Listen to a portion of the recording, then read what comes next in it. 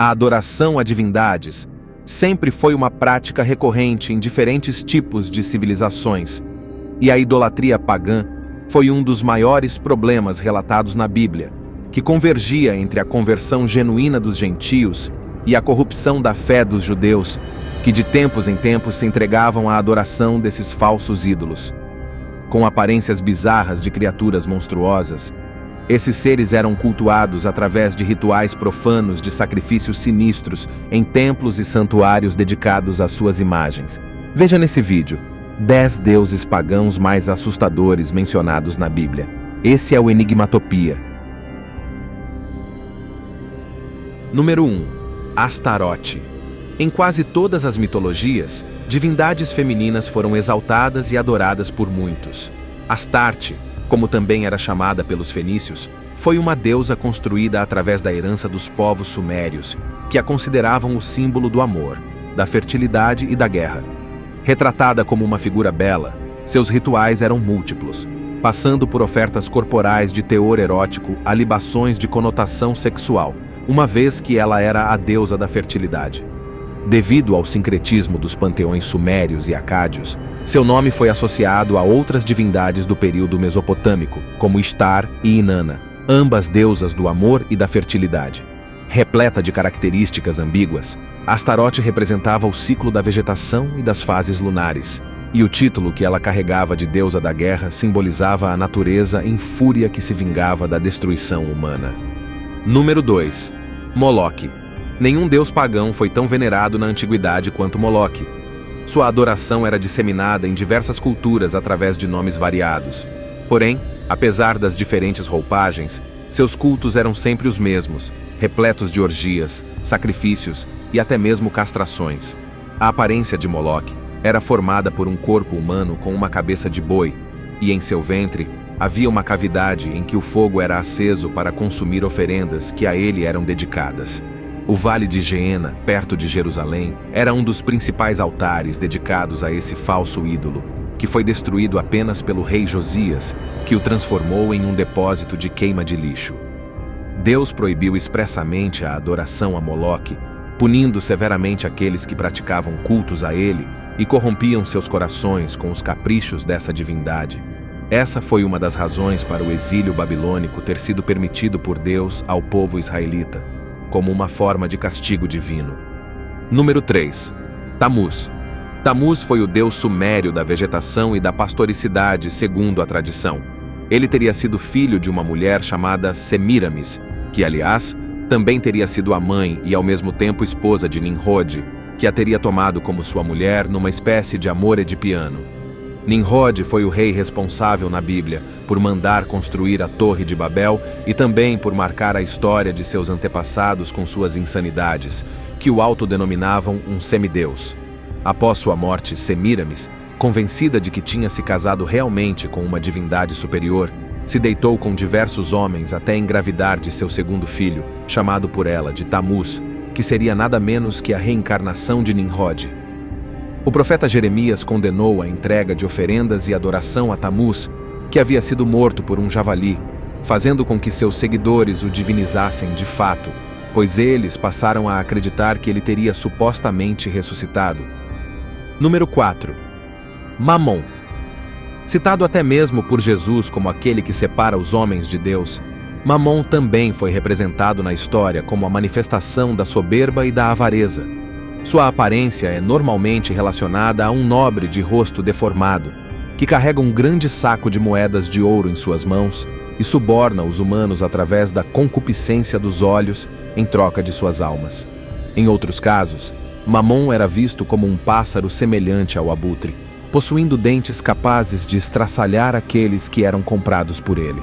Devido a erros de tradução bíblica, Mamon acabou se tornando ao longo da história a representação de uma entidade diabólica e demoníaca.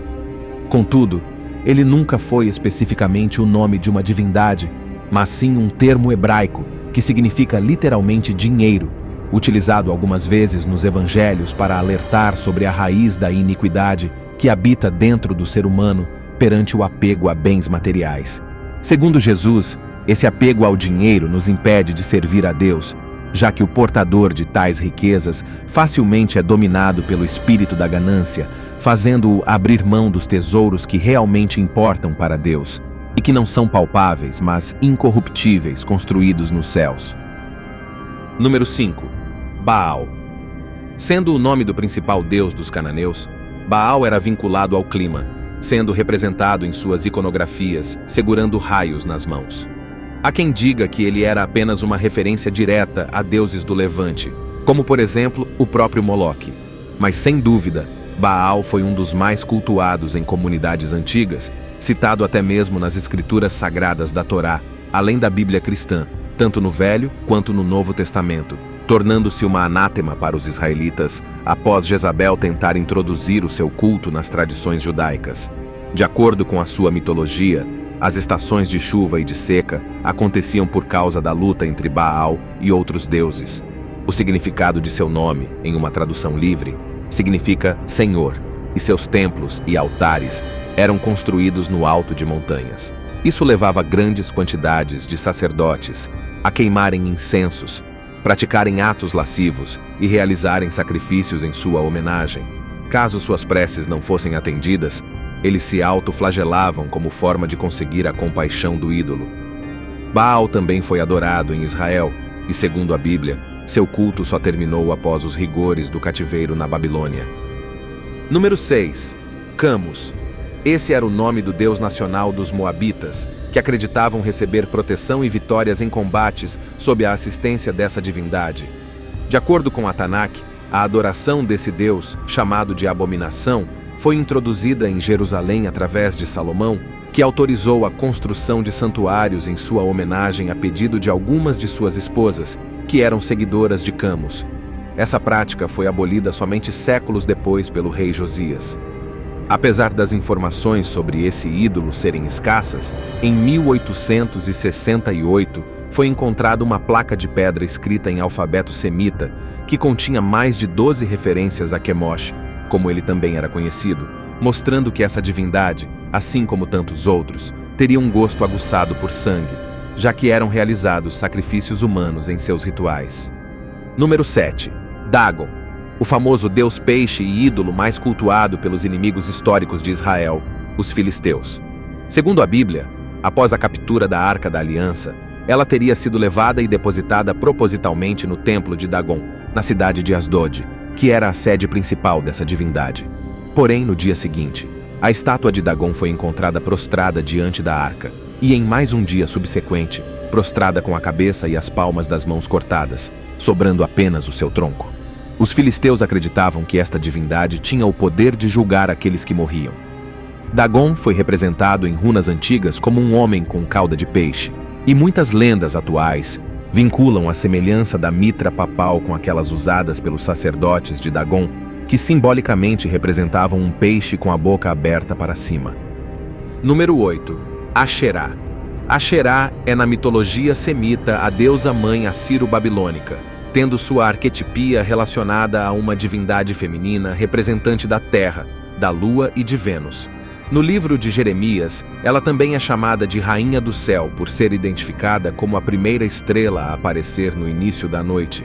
As chamadas religiões abraâmicas, como o próprio judaísmo, a adoravam em seus primórdios, junto com Javé, o Deus de Israel, por a considerarem sua companheira, ganhando o título de deusa da maternidade, que era uma referência a uma possível conjugalidade divina.